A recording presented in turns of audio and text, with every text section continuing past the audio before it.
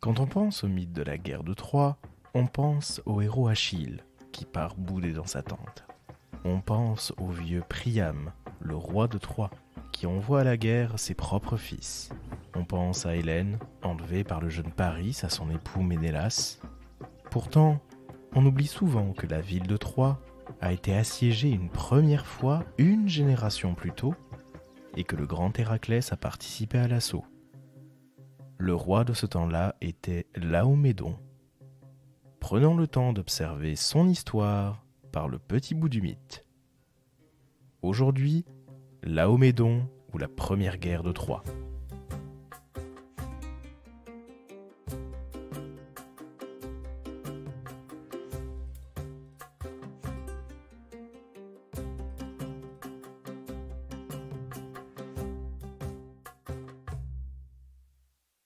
Comme pour beaucoup de personnages mythiques, les auteurs ne donnent pas beaucoup d'informations sur la jeunesse du futur roi Laomédon. D'ailleurs, la littérature le garde surtout en mémoire comme le parjure par excellence, une fois adulte. Laomédon est le fils d'Ilos, lui-même fils de Tros. Ilos est le fondateur de la ville de Troie et il lui a donné son nom, Ilion, qui a servi au titre du poème d'Homère, l'Iliade. Son père, Tros, est celui qui a donné son nom à la Troade tout d'abord, c'est-à-dire à la région de Troie. D'ailleurs, en parlant du nom de la ville, les poètes utilisent parfois le nom de Pergame pour rappeler le nom de la citadelle de Troie. Mais Tros a un frère plus célèbre que lui, Ganymède, le jeune prince enlevé par Zeus. Notre histoire se situe quelques générations après le déluge provoqué par Zeus, et une génération avant la guerre de Troie que nous connaissons le mieux. Par son ascendance, Laomédon est donc considéré comme le deuxième roi de Troie, et surtout comme celui qui a tendance à faire les mauvais choix. Voyons tout de suite ce qu'en disent les auteurs. Le nom de son épouse varie selon les versions. On compte Strimo, une des filles du dieu fleuve Scamandre, ou Leucippé, voire Zeuxippe. Le nombre de ses enfants varie lui aussi. Décidément, les auteurs ne s'accordent pas vraiment autour de ce personnage. Trois choses semblent cependant gravées dans le marbre. Sa fille Hésione, son fils Podarkès, que l'on connaît mieux sous le nom de Priam, et le fils qu'il a eu de la nymphe Calibé, Bucolion. Le premier acte de Laomédon est rapporté par un auteur du 1er siècle, Darès le Phrygien, qui reprend son nom d'un prêtre troyen. Le roi Laomédon rencontre Jason et les Argonautes et se méfie de ces jeunes héros grecs sur son territoire. Citons Darès. Lorsque Jason toucha en Phrygie, il conduisit son vaisseau au port de Simoïs, puis tous quittèrent le vaisseau pour descendre à terre. On annonça au roi Laomédon qu'un vaisseau magnifique était entré dans le port de Simoïs et amenait avec lui quantité de jeunes gens de Grèce. Cette nouvelle émut le roi Laomédon qui jugea qu'il serait dangereux pour tous les siens que les Grecs prissent l'habitude de faire aborder leurs vaisseaux chez eux. Il envoya au port signifier aux Grecs qu'ils devaient quitter le territoire. S'ils n'obéissaient pas à son ordre, il les chasserait par les armes hors de son territoire. Jason et ceux qui étaient venus avec lui s'offusquèrent de la dureté dont faisait preuve Laomédon, qui les traitait ainsi alors qu'ils n'avaient rien fait de mal.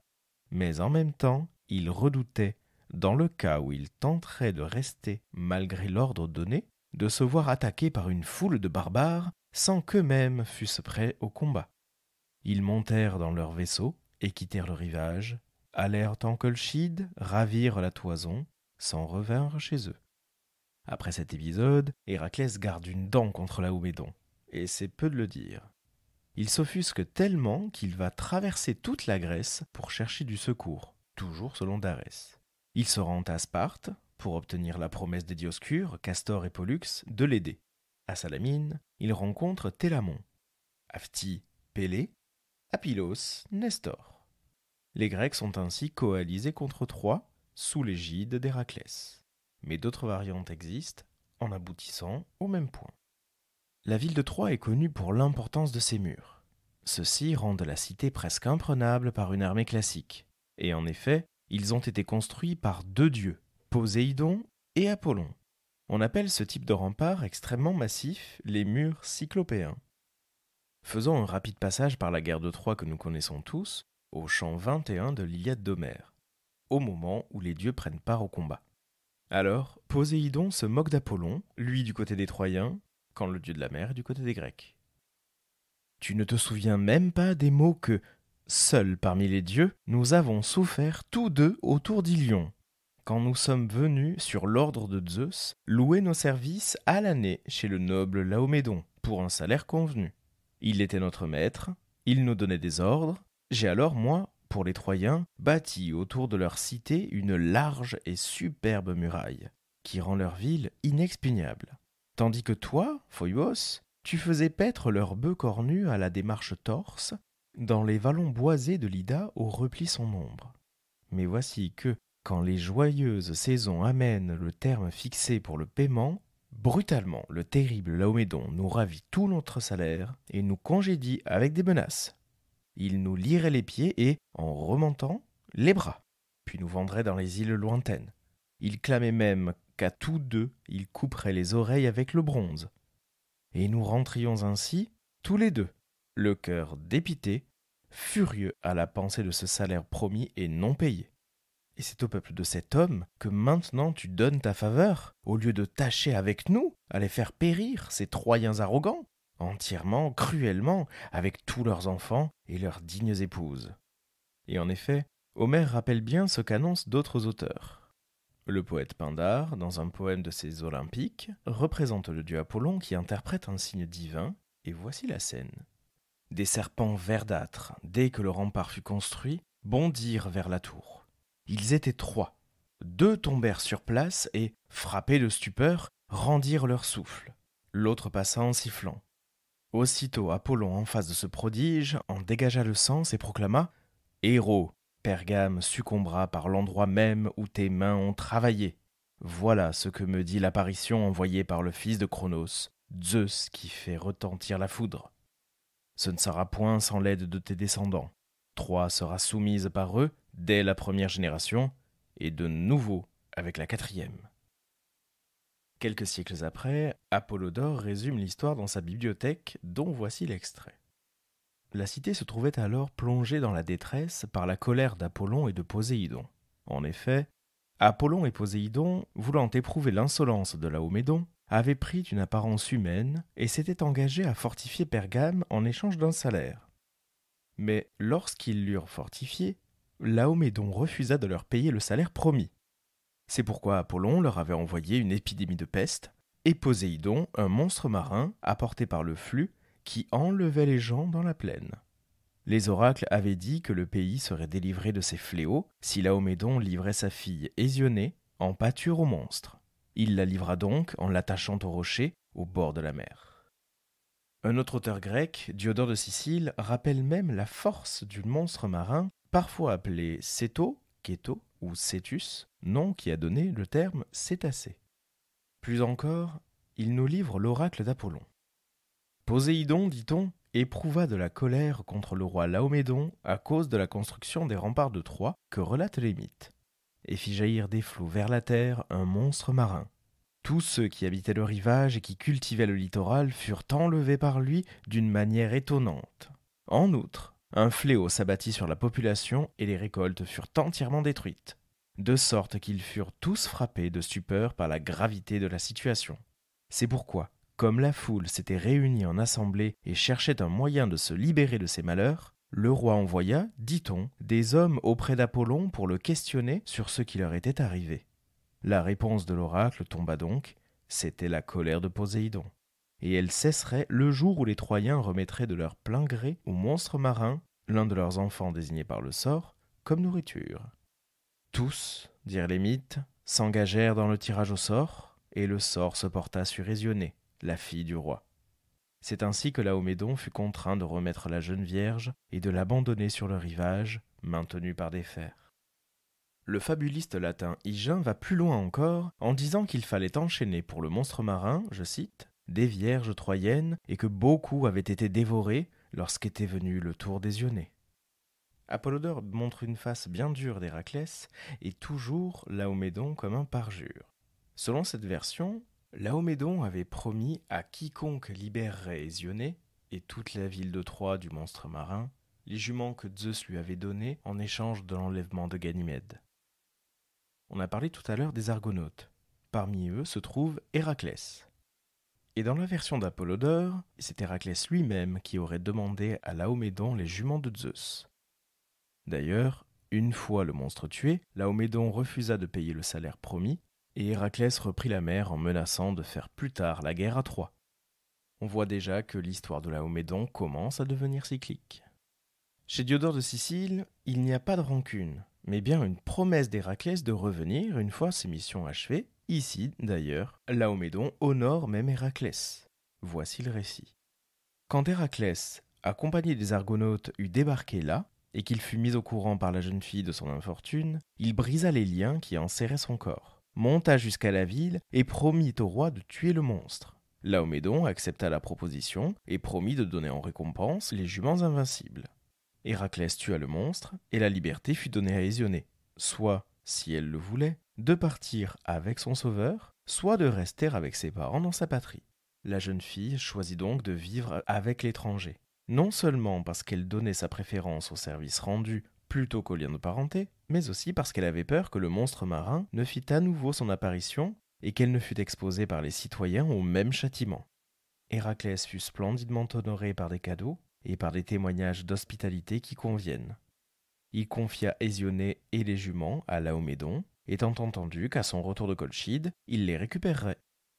Et il reprit le large en compagnie des Argonautes pour retourner avec ardeur à la tâche qu'il s'était fixée.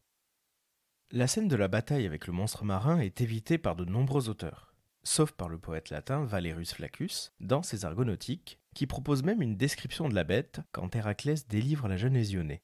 Dans ce texte, Héraclès est nommé Alcide, son nom de naissance. Pendant ce temps, au loin, Neptune envoie un signal, et au même instant, le golfe habité par le monstre fait entendre un mugissement, et le fléau de Cygée fait se former un paquet de mer. Ses yeux clignotants et tremblants étoilent un nuage glauque. Avec le fracas de la foudre, il remue sa gueule courbe et allongée, munie d'une triple rangée de dents. Quand la bête a parcouru un pan d'étendue marine, elle ramène en arrière sa queue, et sa tête qui s'élève entraîne ses anneaux allongés. La mer l'accompagne en battant ses flancs, tandis qu'elle étale ses 1001 replis. La tempête qu'elle provoque la fait avancer et la précipite vers le rivage en émoi. Alcide jette son arc et ses flèches, se retourne, regarde rocs et rochers autour de lui, ébranla et détacha au fond de la mer ceux des rochers à qui le temps, aidé par les vents ou les brisants, avait donné du jeu. Maintenant le monstre marin et la colonne mouvante de tout son corps sont proches de sa gueule baie, à présent tout près de sa misérable proie. Alcide est en surplomb au-dessus des eaux et accueille le monstre qui se rue. Devançant la bête, il écrase sous la pierre son col surgissant, puis multiplie les coups fracassants de sa noueuse massue. Les anneaux de la bête se déroulent sur toute la surface de l'eau et elle est emportée au fond de la mer. Après sa victoire sur la bête, Héraclès délivre Ésionée et se rend auprès de Laomédon. À sa rencontre vont, de leur côté, sortis de longues ténèbres, une foule de Phrygiens et Laomédon qui amène avec son épouse son tout jeune fils. Sombre, il regrette que ses chevaux, la récompense due, lui soient à présent réclamés.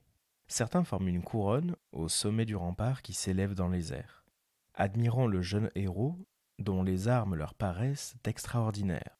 Le roi, qui le regarde de travers et qu'anime un haut degré de fausseté et de sournoiserie, s'approche de lui et lui adresse ces mots, dissimulant ses mauvaises intentions sous son bonheur de père aimant. Des fils de la Grèce, toi le plus fameux, toi à qui le sort seul a fait aborder ces lieux alors que tu ne cherchais pas les rivages de Cygée, et que ta compassion n'était pas attirée par notre cher Troie que la mort frappait. S'il est exact, le bruit qui fait de Jupiter ton père, et de ta famille celle du tonnant souverain, tu fais partie des nôtres, et tu arrives non sans nous être liés. Nous avons un seul et même père, une seule et même souche glorieuse, même si nous sommes séparés par des rivages éloignés. Combien de larmes n'ai-je pas versées, à combien de sacrifices des pères n'ont-ils pas consenti avant que, bien tard, tu ne viennes? Combien est, maintenant, réduite la gloire qui va à ton exploit? Mais viens, mène à présent tes compagnons dans une ville à qui te rattachent les liens du sang. Demain, on ouvrira les étables, et tu verras, attelés par deux, les chevaux qui sont la récompense fixée pour avoir sauvé la vie de ma fille. Il avait parlé et médite, dans le secret de son cœur, une ruse terrible et criminelle. Immoler Hercule enfermé dans sa chambre et abattu par le sommeil. Se jouer de l'oracle en lui dérobant sa farêtre. Il avait appris que Pergame était dû 2 fois aux flèches d'Hercule. Mais qui pourrait maintenant détourner de son destin le royaume de Priam ? Notre route nous entraîne vers les portes de la mer de Scythie, lui répond Hercule. Ensuite, nous reviendrons ici, sur vos rivages, et j'emporterai sur mon vaisseau les présents promis. L'autre acquiesce, en invoquant les dieux comme témoins de son engagement. Les Phrygiens déploraient déjà les promesses mensongères de leur roi et les malheurs de la pauvre Troie. Plaçons-nous désormais quelque temps après, au moment du retour d'Héraclès à Troie. Laomédon fait l'erreur de maltraiter les proches du héros, envoyés sur le territoire troyen pour récupérer son dû. Citons Diodore de Sicile. Par la suite, ils prirent le large, traversèrent à la voile la Propontide et l'Hellespont, et se rendirent dans Troade. Là, Héraclès envoya dans la cité Iphiclos, son frère, et Télamon pour réclamer les chevaux et Hésionnée. Laomédon, dit-on, mit en prison les émissaires, et quant aux autres argonautes, il songea à les tuer dans une embuscade. Il avait ses fils pour l'assister dans cette affaire, tous excepté Priam, qui s'y opposait. Celui-ci, en effet, affirmait qu'il fallait adopter un comportement juste envers les étrangers et rendre ensemble sa sœur et les chevaux qui avaient été promis. Mais comme personne ne lui prêtait attention, il apporta secrètement 2 épées dans la prison, les donna aux compagnons de Télamon, et en leur exposant le détail du projet de son père, il fut l'instrument de leur salut. De fait, dès que les compagnons de Télamon eurent tué les gardes qui leur résistaient, ils s'enfuirent jusqu'à la mer et rapportèrent tout en détail aux argonautes. Ainsi, ils furent prêts à se battre et s'élancèrent à la rencontre de ceux qui étaient sortis en foule de la ville aux côtés du roi. La bataille fut violente et les chefs l'emportèrent par leur vaillance. Héraclès lutta avec la plus grande énergie. C'est lui en effet qui tua Laomédon, prit la ville dès le premier assaut, châtia ceux qui avaient pris part avec le roi au complot et remit la royauté à Priam pour avoir fait preuve de justice. Après avoir scellé un traité d'amitié avec lui, il gagna le large avec les Argonautes. Certains poètes antiques transmettent que ce n'est pas avec les Argonautes, mais seul, avec 6 navires, qu'Héraclès mena campagne contre Troie, et reprit les chevaux. Selon Apollodore, on l'a dit, Héraclès revient à Troie pour en découdre avec Laomédon après avoir terminé ses travaux. Au terme de sa servitude, délivré de sa maladie, Héraclès partit contre Ilion avec 18 navires à 50 rames, après avoir assemblé une armée de héros, tous volontaires pour participer à l'expédition. Arrivé à Ilion, il laissa à Oïclès la garde des navires et alla lui-même attaquer la ville avec les autres héros.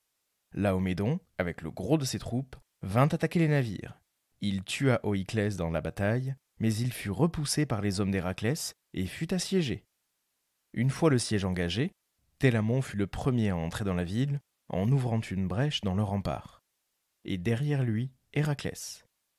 Quand il s'aperçut que Télamon était entré le premier, il tira son épée et marcha sur lui.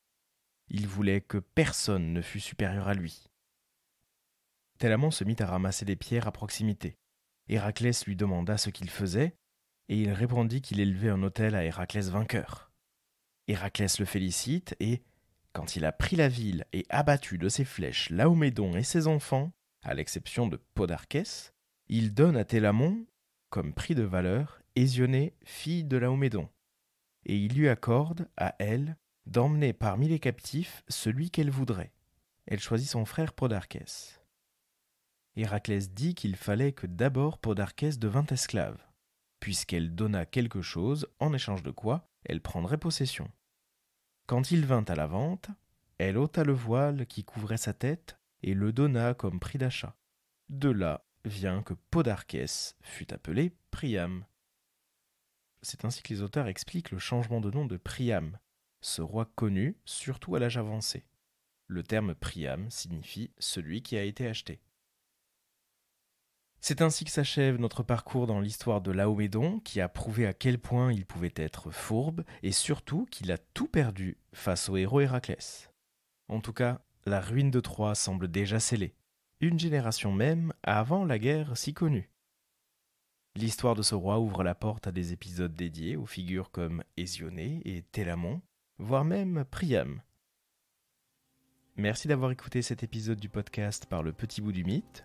N'hésitez pas à vous abonner à ce podcast sur votre plateforme de streaming préférée et à laisser 5 étoiles sur Apple Podcast ou Spotify. Partagez cet épisode sur les réseaux sociaux pour que nous soyons toujours plus nombreux à faire vivre ces petites histoires de la mythologie. Venez suivre le prof de latin grec sur Instagram. Vous pouvez prolonger l'aventure en lisant certains ouvrages qui ont été cités. Je vous mets la bibliographie en description et dans l'article du jour sur le site du podcast. Le tout accompagné d'un dossier documentaire. À bientôt pour un nouveau coup d'œil par le Petit Bout du Mythe.